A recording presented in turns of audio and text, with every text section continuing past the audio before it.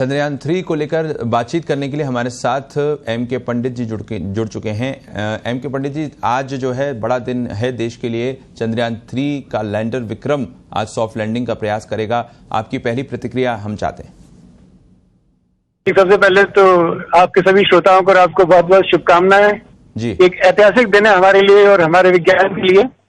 और निश्चित रूप से जो हमने पिछली बार जो कुछ कमियां रह गई थी उनको ध्यान में रखते हुए इस बार निश्चित रूप से ये लैंडिंग परफेक्ट लैंडिंग होगी। ये मेरी मान्यता है जी।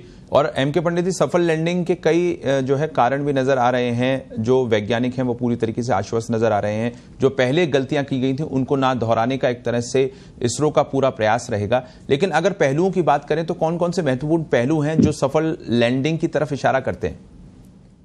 एक तो इसके लैंडिंग के लिए कई सारे इसमें जो पैरामीटर्स हैं। सबसे पहले तो हमने इसके जो रोवर की जो लेग्स हैं उनको पहले से मजबूत बनाया, स्ट्रेंथनिंग की उनकी जी। तो वो तो बहुत छोटा सा काम है, लेकिन उसके अलावा बहुत सारे पैरामीटर्स हैं। जैसे इसमें सेंसर यूज किए गए हैं, डॉपलर है और ये सब चीज। और उसके अलावा जो पहले जो इसका जो क्षेत्र है, जो लैंडिंग का जो एरिया है वो बढ़ाया गया है।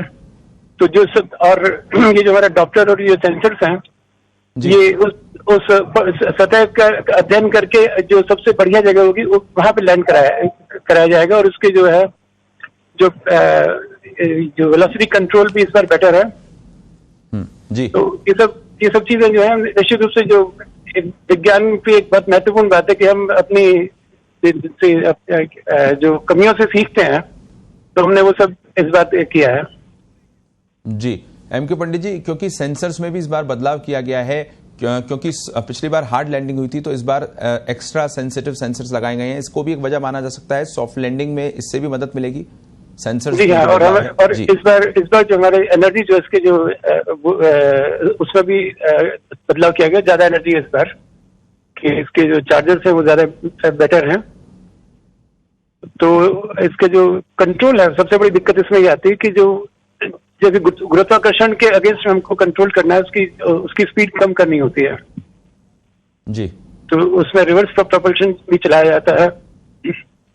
तो वो एक महत्वपूर्ण बात है। इस बार निश्चित रूप से ये सब चीजों का ध्यान रखा गया है और मैं पूर्णतः आश्वस्त हूँ कि हमारा ये सफलतापूर्वक सॉफ्ट लैंडिंग जो है और हमारा जैसे चौथा देश बनेगा सॉफ्ट लैंडिंग वाला जी।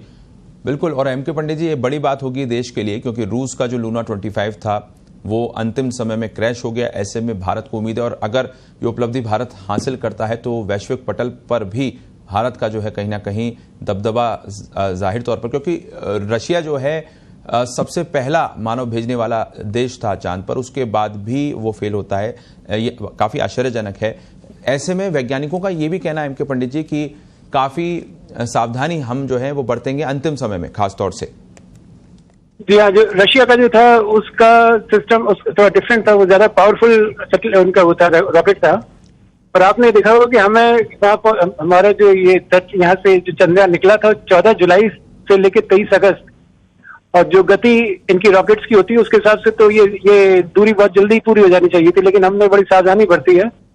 पहले तो पृथ्वी के चारों तरफ इसकी परिक्रमा की और धीरे धीरे उसको ऑर्बिट को बढ़ाया गया। और फिर पृथ्वी के ऑर्बिट से बाहर निकले। फिर हम कुछ दिन बीच में रहे। उसके बाद में चांद की ऑर्बिट में धीरे धीरे और उसका ऑर्बिट को छोटा किया गया और अब हम 25 किलोमीटर से लैंड करेंगे। तो ये सब सावधानी हमने रखी थी। तो एक आम आदमी को ये भी लग रहा था कि इतने दिन क्यों लग रहे हैं, हमारा तो यान पहले चला गया था, तो रशियन यान से पहले पहुंचना चाहिए। तो जिसे कहते हैं कि slow and steady wins the race. और ये इसके चंद्रमा के दक्षिण ध्रुव पे किसी सैटेलाइट को या किसी यान को उतारने का पहला प्रयास होगा और इस दिशा में भारत पहला राष्ट्र बन जाएगा। इससे पहले इस क्षेत्र में लैंडिंग नहीं, किसी भी देश में लैंडिंग नहीं करी है जी। धन्यवाद आपका प्रोफेसर एम के पंडित। खगोल शास्त्री हमारे साथ जुड़े हुए थे, जानकारी दे रहे थे कि सफल लैंडिंग का प्रयास जो है वो वैज्ञानिकों की तरफ से किया जाएगा। लेकिन उम्मीद पूरा देश यही कर रहा है कि विक्रम लैंडर सफल सॉफ्ट लैंडिंग आज दक्षिणी ध्रुव पर चांद की करेगा और इतिहास भारत आज जरूर रचेगा।